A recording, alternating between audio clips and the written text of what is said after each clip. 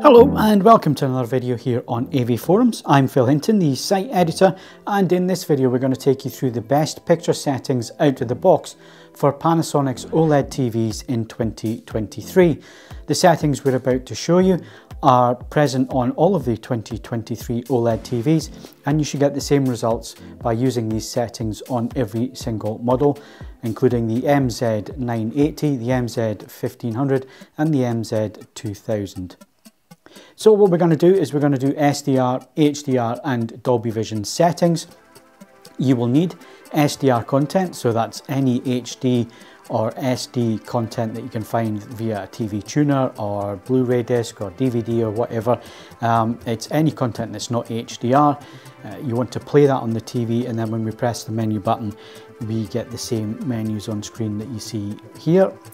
Then we're going to feed the TV HDR10. You'll get HDR10 from services like Netflix, Prime Video, Disney Plus or 4K Blu-ray. As long as it's not Dolby Vision, it will be HDR10. The only exception to that is Sky or Broadcast, which will be HLG. So you want HDR10, which is from disc or from streaming service that says HDR10 on it. And you need to be playing that content to get the menus that we're going to show you. And then the same for Dolby Vision. You need to be playing some Dolby Vision content before we press the menu buttons. So let's get started. We're going to press the menu button and then we're going to select main menu, and it opens up on picture, and we're going to move over to viewing mode. And the best out of the box setting is Filmmaker. Now there are some other settings that you could use, like Professional 1 and Professional 2. Those can be set up as ISF day and ISF night. So you can have a brighter setting for during the day and you can have a darker setting for nighttime. The beauty with Filmmaker is that it switches everything off. With Professional 1 and 2, there may be some things switched on that you need to go through and switch off, so you get image purity and you see things as it's intended to be seen. We can do that straight away with Filmmaker mode. So we're going to go into Filmmaker mode, and then luminance level. If you are in a bright room, feel free to turn this up. I've set it at 30 here. This is the default. We're in a dim room here.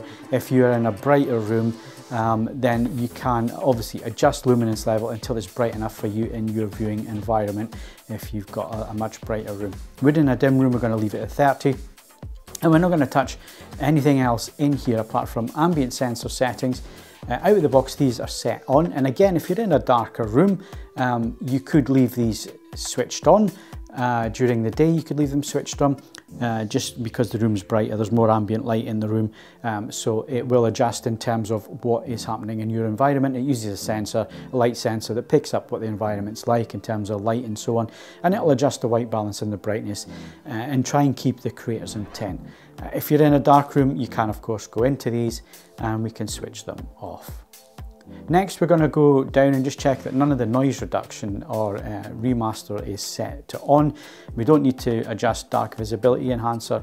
Again, this is the correct setting out of the box for how things were intended to be seen and mastered, so we don't need to adjust any of that. Intelligent frame creation, we want to make sure that intelligent frame creation, ICF, is switched off. But you want to make sure that accurate IFC is switched on. Now we do have the option to switch it off, but you want it to left on because what it does is it applies the correct pull down to the signal that you're watching. So if you're watching a 24 frames per second content, it will correctly do 5.5 pull down. So that's a setup for SDR content. We don't need to do anything else other than make sure it's in Filmmaker mode. And again, if you're in a brighter room, you can adjust the luminance level there, or you can go into the ambient sensor settings and switch both of those on. Right, next we're going to do HDR10. So we're now feeding this an HDR10 signal. I'm using the Spears & Munsell HD benchmark disc, the UHD benchmark disc. That allows me to select Dolby Vision, HLG, HDR10 and SDR content. But like I say, you can find HDR10 content on any streaming service out there or on a 4K UHD disc. So once we're playing some HDR10 content, we're going to press the menu button, but then we're going to select main menu. And you may think, well, this looks exactly the same as SDR, Phil, and you'd be right, it's very, very close. We get Filmmaker mode for HDR10 and HLG content. That is the mode that we're going to select. To tell that you are in HDR mode, and the HDR menus, as you can see up the top there where it says picture, it's now displaying HDR next to that.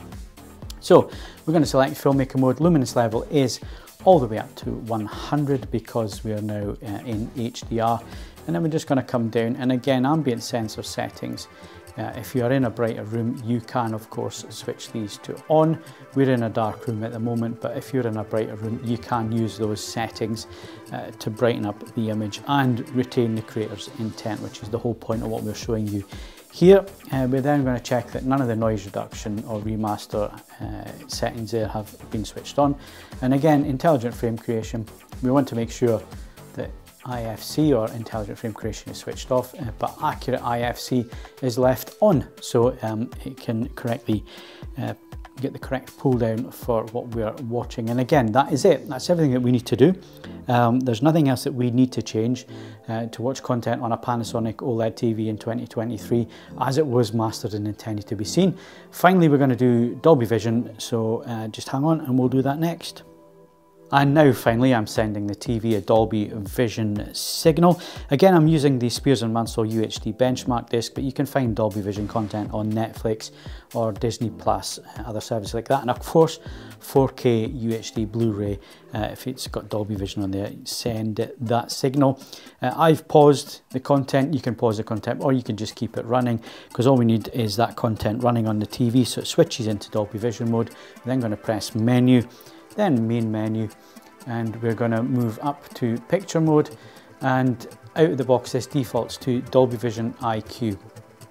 Now let's handle this one first of all, because there are some people out there that will prefer this mode, but there are some things that you need to switch off here if you're going to use Dolby Vision IQ. So what is Dolby Vision IQ? Well, basically it's using the light sensor that is built into the TV. It's reading the room and your ambient light settings. So if you're in a bright room, it's going to brighten the image up without making the blacks milky or anything like that. It's going to try and keep the creator's intent, but make things a bit brighter so you can see what's going on. Now, one of the problems with Dolby Vision IQ on a lot of TVs is that it then grays out a lot of settings that you then can't switch off, which the manufacturer will set. Some TVs like TCLs, you have no way of changing anything once it's set to IQ, including frame interpolation. Thankfully, Panasonic do it a little bit differently on their TVs, so we're just going to go down, and the first thing we're going to check is ambient settings. Now, you can switch off these, and out of the box in Dolby Vision IQ, auto white balance is switched off. You can switch off photo brightness as well, but that then defeats being in Dolby Vision IQ mode. Next thing is you'll notice that the noise reduction settings are switched on to minimum. We're just going to go through and switch these off, because if you're watching a Dolby Vision feed, it's usually a pristine image unless you've got really bad streaming or really bad internet.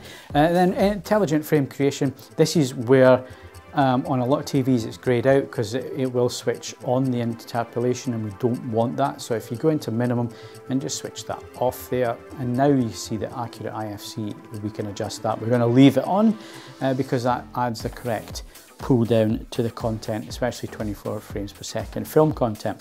So if you're using Dolby Vision IQ, that is everything that you need to do to make sure that you're getting the image as pristine and as pure as possible if you're an image purist. Now, the other setting that we're going to use, and this is the one that I would use if you're in a dark environment, although the screen just got brighter there, is Dolby Vision Dark. Again, this is for watching in a darker environment, and we're just going to go down, and why it got brighter is the ambient sensors.